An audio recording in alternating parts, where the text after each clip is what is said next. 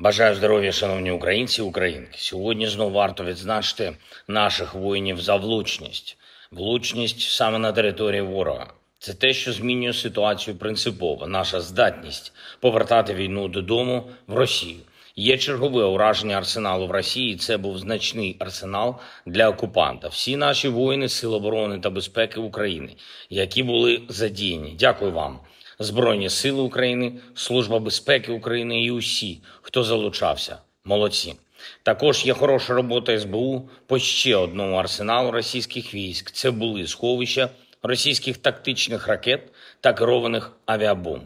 Все те, що Росія використовує для терору проти наших міст, наших позицій. Я хочу підкреслити, ми це робимо завдяки нашим спроможностям, нашій зброї. Без тих засобів, які можуть надати партнери, які можуть значно прискорити завершення цієї війни завдяки знищенню російського наступального потенціалу.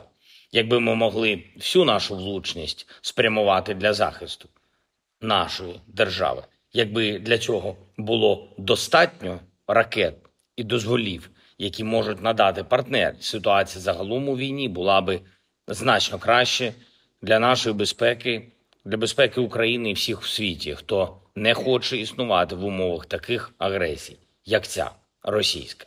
Ми переконуємо партнерів і продовжимо говорити про це наступного тижня, що Україні потрібна повноцінна далекобійність. І не лише наші власні дрони, не лише наші власні ракети, які поки не мають достатньої дальності, але й усе те, чим світ може бути убезпечений від терору від Росії. Сьогодні окремо відзначу наш Центр спецоперацій А, Служба безпеки України. Молодці воїни. Також я дякую кожному підрозділу, кожному солдату, сержанту, офіцеру, які воюють на території ворога в Курській області Росії. Наші активні дії там саме так впливають на фронтову ситуацію, як ми зараз в Україні цього потребуємо. І, звичайно, фронт, наші бойові бригади. Покровський напрямок, Курахівський та всі напрямки на Донеччині, наша Харківщина, наше Запоріжжя, увесь південь.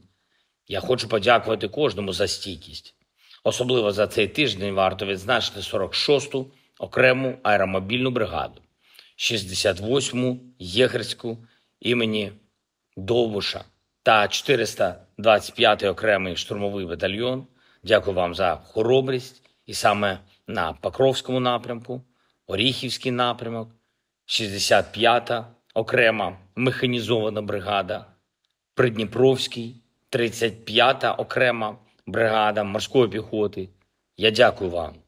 Дякую усім, хто б'ється заради України. І усім, хто допомагає нам захищати життя. Наступний тиждень може стати багато в чому визначальним для того, щоб зупинити російський терор, цю агресію і щоб повернути нормальну безпеку. Щоб це сталося, рішучість наших партнерів має відповідати сміливості українців. Відповідь на питання, коли завершиться ця війна, насправді в тому, коли рішучість партнерів не відставатиме від того, що ми можемо робити для нашого захисту, для нашої незалежності, для нашої перемоги. Україна має перемогти в цій війні. Може перемогти.